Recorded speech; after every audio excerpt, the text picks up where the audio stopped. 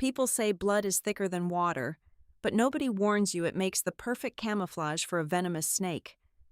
My sister thought one ultrasound photo would be my death sentence, a scheme to steal my husband and the empire I spent 10 years building. She had no idea I had already dug a deep grave, perfectly sized to bury her fake life and that worthless man. When the hunter becomes the prey, the real show begins. Hello, wonderful listeners of Daisy Revenge Stories. Our channel was recently demonetized by YouTube, leaving us without the budget to keep operating. If you find today's story entertaining, please consider supporting us with just $1 so our team has the funds to cover living expenses and continue creating more stories for you. You can donate by scanning the PayPal QR code on your screen or by clicking the PayPal link in the description or the comments of this video. My name is Haley Ramos. I am 34 years old, and this is the exact moment the illusion of my perfect life shattered into a million glittering pieces. The winter air outside the historic Boston mansion was freezing, a relentless blizzard howling against the tall, stained glass windows. But inside the grand ballroom, the atmosphere was suffocatingly warm and drenched in obscene wealth. It was the annual Vanguard Horizon Charity Gala, the most exclusive fundraising event of the year. Hundreds of guests filled the massive room.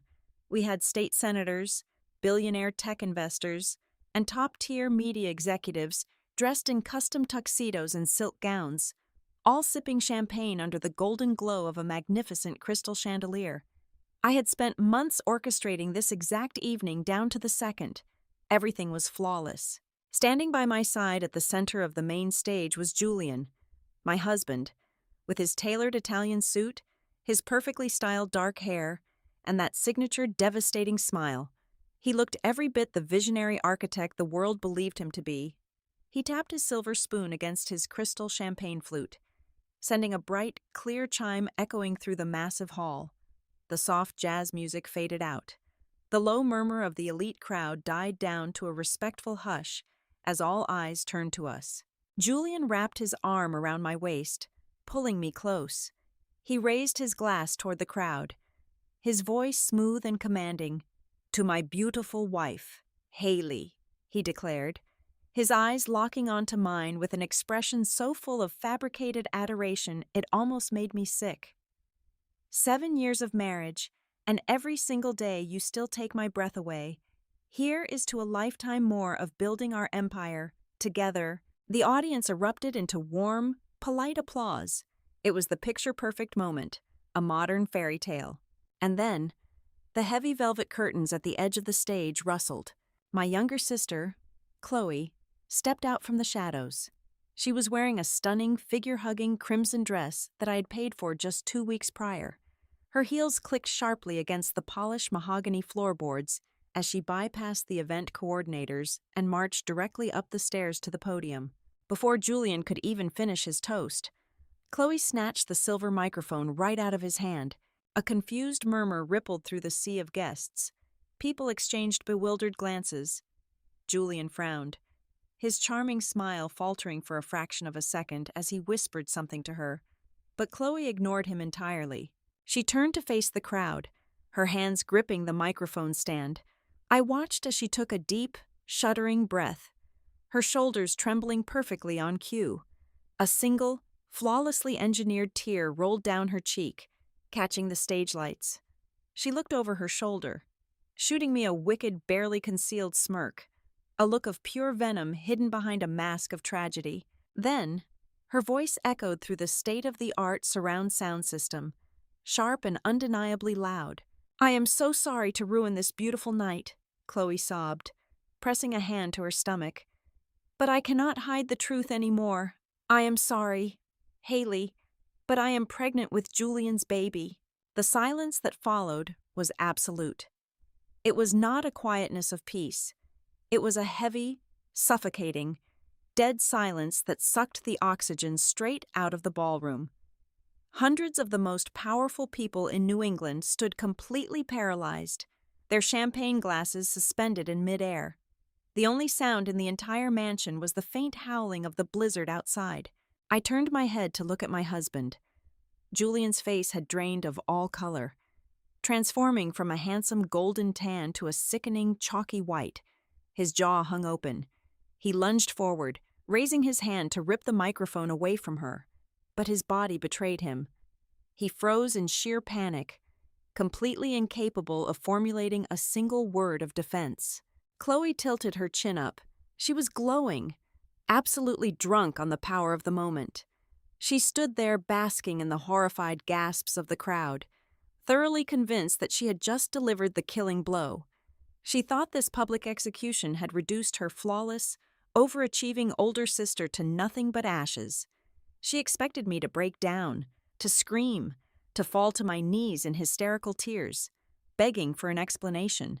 But I did none of those things. I stood perfectly still, letting the sheer weight of the humiliation wash over the crowd. Then, very slowly, I raised my glass of vintage red wine to my lips and took a deliberate, savoring sip.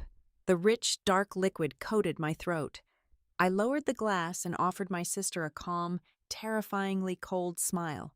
Instead of looking at the cheating pair standing beside me, I shifted my gaze straight through the crowd, focusing on the darkest corner at the back of the ballroom. Right on cue, a tall, broad-shouldered man stepped out of the shadows. Marcus Thorne. For the last 5 months, I had paid this private investigator an absolute fortune to track every single movement my husband made. Marcus calmly set his glass of scotch down on a passing waiter's tray. His face was a mask of cold, professional indifference. He slowly buttoned the center button of his dark gray suit jacket, locked eyes with me, and began a slow, heavy march directly toward the stage.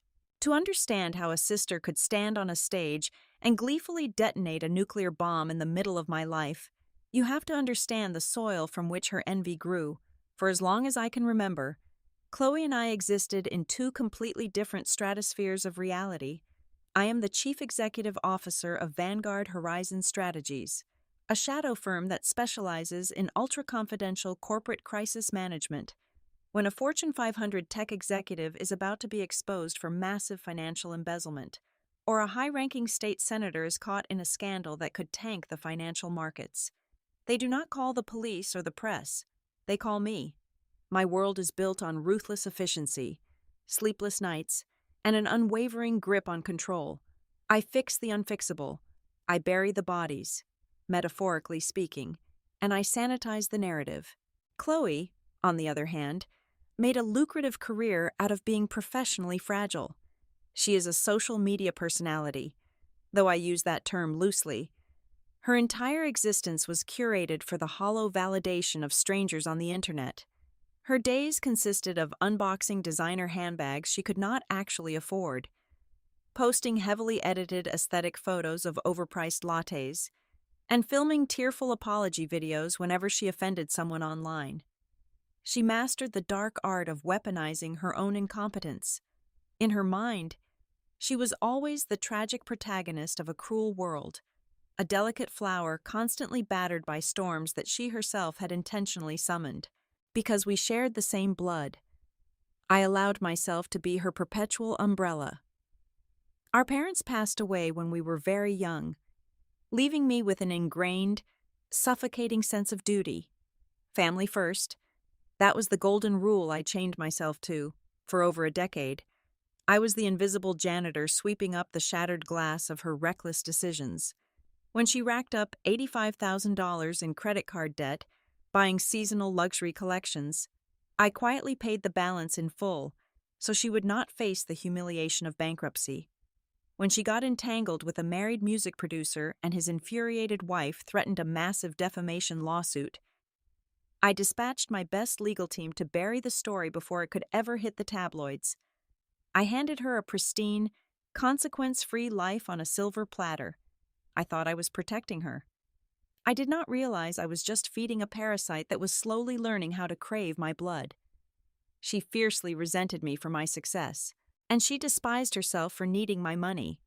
That toxic cocktail of inferiority and unearned greed eventually needed a catastrophic outlet. Then came Julian. When I met him 7 years ago, I was operating on a dangerous level of mental and physical burnout. I was managing catastrophic public relations nightmares for billionaires for 80 hours a week, and beneath the expensive suits, I was deeply, profoundly lonely. Julian stepped into my chaotic world like a quiet, sturdy sanctuary. He was a senior architect, methodical, soft-spoken, and patient. He possessed this remarkable ability to look past the intimidating, hardened shell of the corporate executive and speak directly to the exhausted woman hiding underneath. He never complained when my secure work phone rang at 3 in the morning. He would just pull the heavy duvet over my shoulders, kiss my forehead, and tell me he had the coffee ready. He was my anchor in a stormy ocean. He gave me the one thing my wealth and power could never buy: a completely safe place to close my eyes. Our marriage was the only area of my entire life where I allowed myself to be vulnerable. I trusted him with my blind spots. That was my fatal mistake. In my line of work, I am rigorously trained to spot a lie from a mile away, to read the nervous micro-expressions of guilty men, to brutally tear apart fabricated alibis. But I foolishly turned those razor-sharp instincts off when I walked through my own front door. The illusion held perfectly until roughly 6 months ago. It started with something seemingly minuscule. Julian had always kept his personal laptop on the marble kitchen island, open and accessible. One rainy Tuesday evening, I went to use it to check a quick document. The screen was locked, and the passcode we had shared for years was suddenly rejected. When I asked him about it casually the next morning, he blamed it on a forced security update from his architecture firm. He was so smooth, so entirely convincing, but a tiny microscopic alarm bell rang in the back of my mind, a quiet whisper of doubt that I tried desperately to ignore. 2 weeks later, the bell turned into a deafening siren. I was looking for a misplaced pair of sunglasses and opened the passenger side door of Julian's vintage Porsche. As I leaned over the leather seat, I stopped dead. The interior smelled faintly of something sweet, synthetic, and unmistakably familiar. It was an imported, custom-blended floral perfume, the exact same perfume I had special ordered from Paris and gifted to Chloe for her 25th birthday. Once the heavy blinders fell off, the terrifying truth was everywhere. I began to notice the subtle, sickening choreography of their betrayal. I saw the lingering, electric glances they exchanged across the dining table during our Sunday family barbecues. I noticed how Chloe's spontaneous wellness retreats suddenly aligned perfectly with Julian's out-of-state site inspections. My stomach churned with acid every time I opened Chloe's social media pages. She had recently adopted this cryptic, poetic persona, constantly posting dramatic quotes about forbidden romance and finding your soulmate in the most unexpected places. She was flaunting her stolen prize right in front of my face, hiding her theft in plain sight, thrilled by the dangerous, arrogant game she was playing with my life. An ordinary woman might have confronted them right then and there. An ordinary wife might have screamed, thrown ceramic plates against the wall, or wept on the bathroom floor demanding to know why she was not enough. But I am not an ordinary woman. I am Haley Ramos. I destroy scandals for a living. I extinguish fires by cutting off the oxygen. The exact moment I realized my husband was sleeping with my sister, the grieving, heartbroken wife inside me died, and the ruthless crisis manager took the wheel. I did not shed a single tear in front of them. I did not raise my voice a single decibel. I smiled warmly. I cooked them extravagant dinners, and I quietly went to war. I knew that emotional outbursts would only give them the upper hand. I needed absolute, irrefutable leverage. I needed a ghost to do the hunting while I played the fool. That was when I picked up an untraceable burner phone and wired a massive retainer fee to Marcus Thorne. Marcus was not your average private investigator snapping blurry photos from a parked sedan. He was a former covert agent for the Federal Bureau of Investigation, a man who specialized in forensic accounting, digital surveillance, and psychological warfare. I met him in a dimly lit underground parking garage, handed him a file containing their names, and gave him an unlimited budget. My directive was simple and absolute. Map out every single inch of their betrayal, and prepare to burn their secrets to the ground. It took exactly 14 days for Marcus Thorne to deliver the first tangible pieces of the nightmare. He did not call. He simply bypassed my estate's advanced security system and left a heavy black leather folder directly on the center of my mahogany office desk. Inside that folder was a meticulously organized timeline of my own destruction. The first section contained dozens of high-resolution surveillance photographs. I stared at crisp, undeniable images of Julian and Chloe entering and exiting a gleaming, ultra-modern luxury high-rise apartment in a secluded, affluent suburb just outside the city. Marcus had attached the lease agreement. Julian had rented the penthouse under a shell corporation, paying the exorbitant monthly rent of $12,500 entirely in untraceable cash. I saw pictures of them laughing on the balcony, sharing a bottle of my favorite imported wine, and kissing in the dim light of the underground parking garage. At first, the physical pain in my chest was so severe I thought my heart might actually stop beating. But that agonizing heartbreak quickly froze into a state of absolute, glacial fury as I turned the pages and read the financial analysis. Marcus was a master at following the money, and he had uncovered the true, terrifying architecture of their betrayal. This was not a crime of passion. It was not a tragic, uncontrollable romance. It was a highly calculated, cold-blooded corporate heist. When I married Julian, my board of directors had insisted on an ironclad prenuptial agreement to protect my ownership of Vanguard Horizon Strategies. However, Julian and his lawyers had fought aggressively to include a very specific, obscure clause regarding reputation damage and dependent support. The clause stipulated that if our marriage dissolved due to a public scandal involving an illegitimate child, the resulting child would be legally entitled to a massive trust fund drawn directly from my equity to maintain the lavish lifestyle associated with my name. Julian and Chloe had weaponized my own contract against me. Their plan was brilliant in its sheer malice. They knew that my entire corporate empire was built on secrecy and discretion. My billionaire clients hired me to prevent scandals. If my own horrific, tabloid-worthy domestic drama became public knowledge, Vanguard Horizon would lose all credibility, and my company stock would plummet to zero overnight.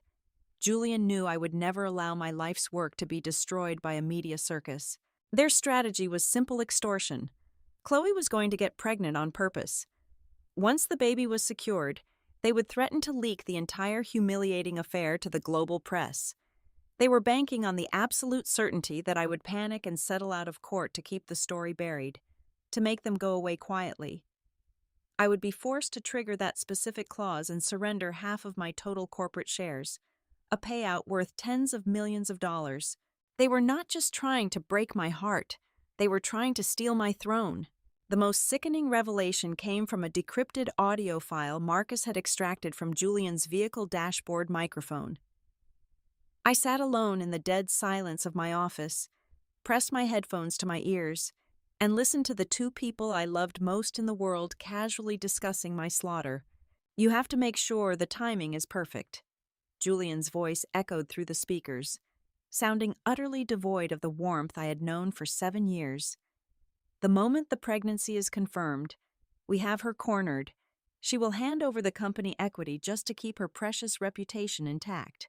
"And I get my cut immediately," Chloe replied, her tone bright, greedy, and chillingly casual. 30% of the final settlement, wired to my offshore account. I am giving up my body for 9 months for this. Julian, I expect to never have to look at a price tag ever again. 30% of $40 million is more than enough for you to disappear and live like a queen, Julian assured her. Just play the devastated, helpless sister when the time comes. Make her feel guilty. I ripped the headphones off, my hands shaking violently. Chloe was not a victim of a forbidden love. She was a contracted mercenary. She had actively agreed to serve as his mistress and incubate a child for the sole purpose of extorting me. She was willing to sell her own flesh and blood, using an unborn baby as a bargaining chip, just so she could secure a multi-million-dollar payout and live a life of absolute luxury without ever having to work a single day. For the next 3 weeks, I did not sleep. I spent my nights locked inside my home office until 4 o'clock in the morning. The glow of the computer monitors illuminated my exhausted face as I repeatedly reviewed the evidence, memorizing every disgusting detail. I would sit there, staring at the digital files, forced to swallow the bitter, jagged lump of tears rising in my throat. Down the hall, just 50 feet away, the monster I called my husband was sleeping peacefully in my bed, dreaming of the fortune he was about to steal from me. Those sleepless nights stripped away the last remaining fragments of my humanity. Every time I felt a wave of sorrow threatening to pull me under, I forced myself to listen to that audio recording again. I let their greed and their mockery burn away my grief until there was nothing left inside my chest but cold, hardened steel. I made a silent vow in the dark. I would not be their victim. I refused to let my empire be torn apart by a parasitic sister and a fraudulent husband. I wiped my face, locked the heavy oak doors of my office, and began to draft the most ruthless, meticulous crisis management protocol of my entire career. I was going to let them think they had the upper hand. I was going to let them walk right into their own carefully constructed trap. I decided to turn my agonizing pain into an unyielding weapon, shifting the power dynamic entirely. The hardest part was not the late-night planning. It was the mornings. At 7 o'clock every day, I had to unlock my office door, walk into the sunlit kitchen, and pour coffee for the man who was actively conspiring to ruin me. I had to smile when Chloe came over for Sunday brunch and complained about her imaginary financial struggles, knowing full well she was calculating the exact dollar amount of my demise. But I played my role flawlessly. They thought they were the masterminds moving the pieces on the board. They had no idea I was about to flip the entire table and turn them into helpless pawns in my own deadly game. The investigation was supposed to be over. I had the motive, I had the evidence, and I had the exact blueprint of their extortion scheme. But Marcus Thorne was not the kind of man who stopped digging just because he hit the coffin. He kept excavating the financial graveyard of my husband's life, tracing the invisible digital footprints left behind by the shell corporation that paid for the luxury apartment. What he found in the dark web of offshore banking did not just escalate the situation, it completely rewrote reality. It was a Tuesday afternoon when my encrypted phone buzzed. Marcus rarely requested face-to-face meetings unless a digital transmission was deemed too dangerous. He instructed me to meet him at a desolate, run-down diner on the edge of the city limits, miles away from my usual social circles. When I walked into the dimly lit establishment, the air smelled stale, like old frying oil and damp concrete. Marcus was sitting in the back booth, a steaming cup of black coffee completely ignored in front of him. For the first time since I hired the former federal agent, he looked genuinely unsettled. His usual stoic demeanor was replaced by a grim, hard tension. He did not say hello. He simply slid a thick manila envelope across the sticky laminate table. "I breached a secure server operating out of the Cayman Islands," Marcus said, his voice dropping to a low, gravelly whisper. "I was tracking the source of the cash he used for the penthouse. I expected to find an embezzlement trail from his architecture firm. What I found was a ghost." I opened the envelope. The first document was a background check, but the name at the top was not Julian. It was a string of aliases. "Your husband is not a senior architect," Marcus explained, watching my eyes scan the terrifying pages. "He never passed any licensing board. The firm he supposedly works for, he is just an independent contractor they use for basic drafting, earning a fraction of what he claims. His entire public persona, the wealthy, visionary designer, is a meticulously crafted illusion. He is a professional con artist." My hands grew cold as I turned to the next page. It was a financial summary, a deep dive into an abyss of catastrophic liabilities. Julian was not just pretending to be rich. He was drowning in a lethal ocean of debt. He owed exactly $5 million. Part of that massive sum was owed to the Internal Revenue Service for years of aggressive tax fraud. The rest, horrifyingly, was owed to a syndicate of underground private lenders, unregulated, violent loan sharks. Suddenly, the entire extortion plot against me made perfect sense. Julian was not just greedy, he was desperate. He was a cornered rat. The dangerous men he owed money to were closing in on him, and he needed a massive, immediate payout to save his own life. He had targeted me from the very beginning, grooming me, marrying the overworked, wealthy corporate executive so he could eventually drain my assets. "Keep reading," Marcus said quietly. "It gets worse." I did not think it was possible for my reality to fracture any further. But then I pulled out a certified, official document from the state of Nevada. It was a marriage certificate. It was dated 9 years ago, 2 years before Julian ever walked into my life. The groom was Julian. The bride was a woman named Clara. Attached to the certificate was a current residency report indicating that Clara was still very much alive, living in a trailer park outside of Las Vegas. And right below that was a comprehensive legal search confirming a devastating fact. There was no divorce decree. The air vanished from my lungs. I sat frozen in the dilapidated diner. Staring at the government seal on the paper, I traced the edge of the document with a numb finger. The 7 years I had spent loving this man, the vows we exchanged, the taxes we filed, the life we built, it was all completely null and void. In the eyes of the law, I was never his wife. Julian was committing bigamy. Our entire marriage was a legal fiction. A strange, hysterical sensation bubbled up inside my chest. It was not grief. It was an overwhelming, dark sense of irony. I thought about my younger sister. Chloe was currently parading around, rubbing her stomach, acting like she had just won the ultimate prize. She genuinely believed she had seduced a high society millionaire. She was convinced that bearing his child was her golden ticket to endless luxury.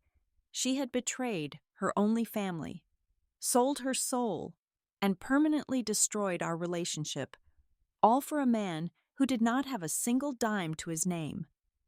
She was pregnant with the child of a desperate, hunted felon who was carrying a $5 million death sentence over his head. She was not a mastermind. She was the most pathetic creature on the face of the earth. Clinging to a sinking ship, she mistook for a luxury yacht. Marcus leaned forward, his eyes sharp. "We have everything we need to destroy him. Haley, I can take this to the authorities right now. The federal agents will arrest him for the tax evasion and the fraud before midnight." I slowly gathered the papers, sliding them back into the manila envelope. I felt a terrifying, absolute calmness wash over my entire body. I had started this journey as a heartbroken woman, morphed into a calculating executive, and now, holding the weapon of his ultimate destruction, I became the executioner. "No," I replied smoothly, tucking the envelope into my leather bag. "We do not call the authorities, not yet." Marcus frowned, confusion flickering across his hardened features. "What are you going to do?" I looked at him, offering a polite, empty smile. I had no intention of sharing my final design with anyone, not even the man who handed me the matches. I paid for the unacknowledged coffee, stood up, and walked out into the cold afternoon air. I was going to give them exactly what they wanted. I was going to let Chloe have her grand public moment, and then I was going to bury them both alive. The final weeks leading up to the gala were a masterclass in psychological endurance. I did not just play the part of the oblivious, devoted wife. I perfected it. I intentionally took on extra client meetings, pretending to be overwhelmed by corporate crises, giving Julian and Chloe all the unsupervised time they needed to finalize their pathetic little extortion plot. They grew so arrogant, so entirely confident in their perceived intelligence, that they stopped being careful. I would come home from a 12-hour workday and smell her custom floral perfume lingering in my hallway, or find his secondary burner phone casually charging on the bathroom counter. Every single offense, every secret smirk they exchanged behind my back, was another brick I silently added to their tomb. I was operating with a terrifying, absolute clarity. To guarantee they would execute their plan exactly when and where I wanted, I needed to feed Julian's desperation. The underground loan sharks were breathing down his neck for the $5 million he owed, so I decided to offer him a mirage of unlimited wealth. One evening, knowing he was standing just outside the threshold of my home office, I left a highly confidential legal folder sitting wide open on the center of my desk.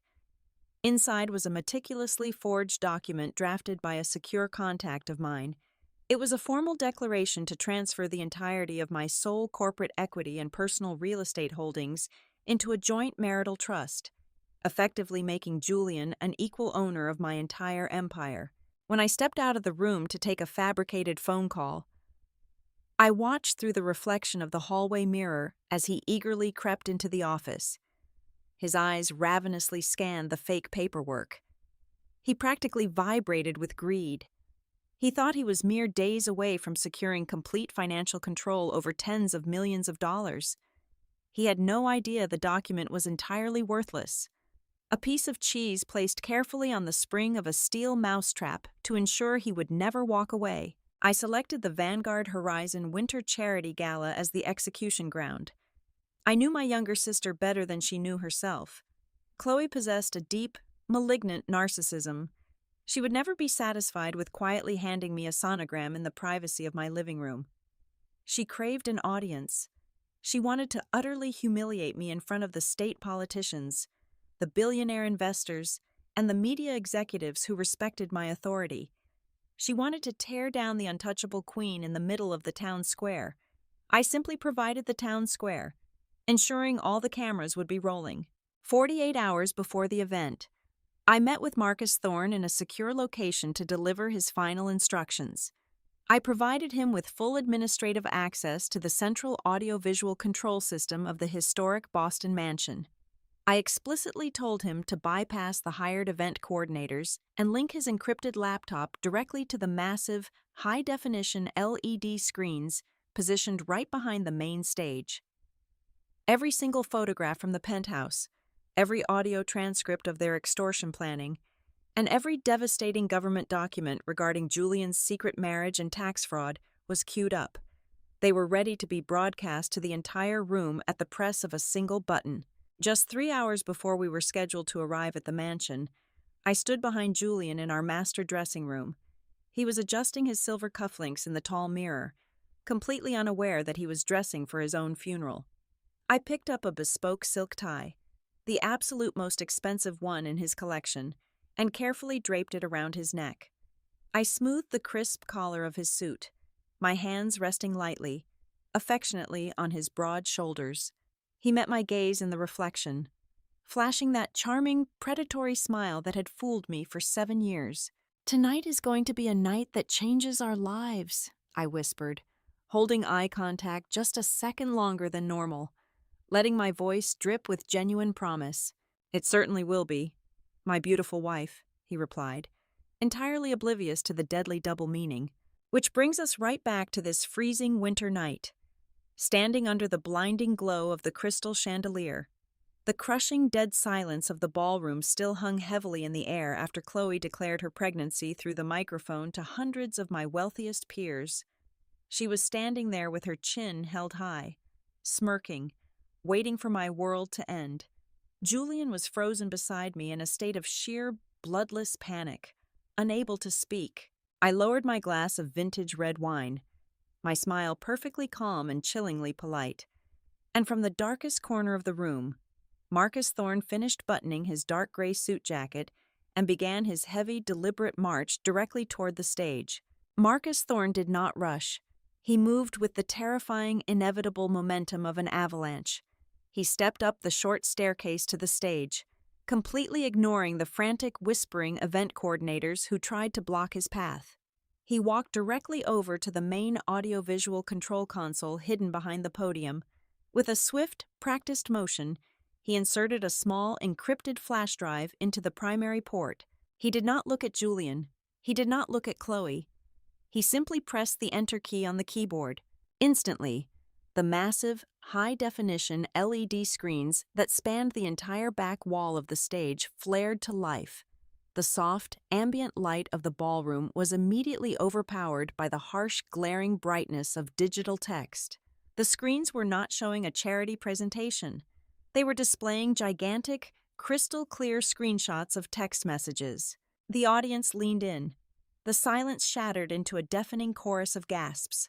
Right there, projected in letters 10 feet tall for the entire elite society of Boston to read, was the exact blueprint of their extortion. Everyone in the room read Chloe's greedy demands for 30% of a $40 million settlement. Everyone read Julian's cold, calculated instructions on how to weaponize the pregnancy to force my hand. The media executives in the front row immediately pulled out their phones, camera flashes erupting like a violently localized lightning storm. Julian stared up at the massive screens, the blood completely draining from his face. The charming, sophisticated architect vanished, replaced by a hollow, terrified shell. His knees physically gave out. He collapsed directly onto the polished mahogany floor, landing with a heavy, pathetic thud. He buried his face in his hands, trembling uncontrollably as the reality of his public execution set in. But Chloe, blinded by her own narcissism and a desperate refusal to lose, still did not grasp the absolute finality of the situation. She looked at the screens, then looked at the whispering, pointing crowd, and her face contorted in sheer, desperate rage. She gripped the silver microphone with both hands, her knuckles turning white.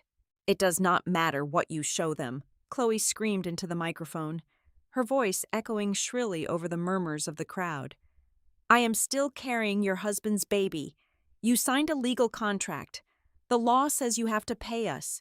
You have to split your company, and I am getting my share." I did not rush. I walked slowly across the stage, my heels clicking rhythmically against the wood. I stopped right in front of my sister. She was panting, her chest heaving, glaring at me with a mixture of hatred and desperate triumph. I reached out and gently, effortlessly pulled the microphone from her trembling fingers. I turned to the crowd, then looked back at my sister, my voice dropping to a calm, icy register that resonated through every speaker in the mansion. "The problem is, Chloe," I said, my tone completely void of emotion, "he is not my husband." At the control console, Marcus tapped the keyboard a second time.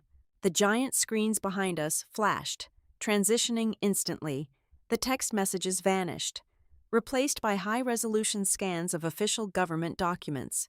On the left side of the screen was a certified marriage certificate from the state of Nevada, clearly showing Julian's signature next to a woman named Clara. On the right side was an official, aggressively red-stamped document from the Internal Revenue Service. I turned to face the hundreds of camera lenses and the stunned faces of my peers, projecting my voice with the absolute authority of a woman who had just reclaimed her entire empire. "My marriage is legally void," I declared, my words cutting through the tense air like a sharpened blade. "It never existed. I am the sole owner of Vanguard Horizon Strategies, and I do not stand to lose a single penny of my wealth. And you, my sweet, naive little sister, are not carrying the air of a wealthy millionaire." I turned back to Chloe. The arrogant fire in her eyes had completely extinguished, replaced by a wide, horrified emptiness. "You are pregnant by a desperate, broke con artist," I continued, making sure every single word landed like a physical blow. "A fraud who owes exactly $5 million to the federal government and violent underground creditors. He does not have a trust fund to give you. He only has a massive, crushing debt and a one-way ticket to federal prison." Chloe stood completely paralyzed.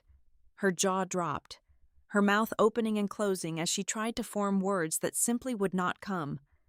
The horrifying reality crashed down on her all at once. She had deliberately destroyed the only person in the world who ever protected her. The sister who had endlessly funded her lavish lifestyle, all to tie her entire future to a destitute, hunted criminal. She looked down at Julian, who was still cowering on the floor, and a wretched, guttural sob ripped from her throat. Her face twisted into a mask of pure, absolute despair as she finally realized she had dug her own grave and jumped right in. Right on cue, the heavy oak doors at the back of the grand ballroom swung violently open. A tactical team of federal agents from the Financial Crimes Division, whom I had discreetly contacted just hours before the gala, marched into the room. Their heavy boots echoed against the floor as they parted the sea of elite guests.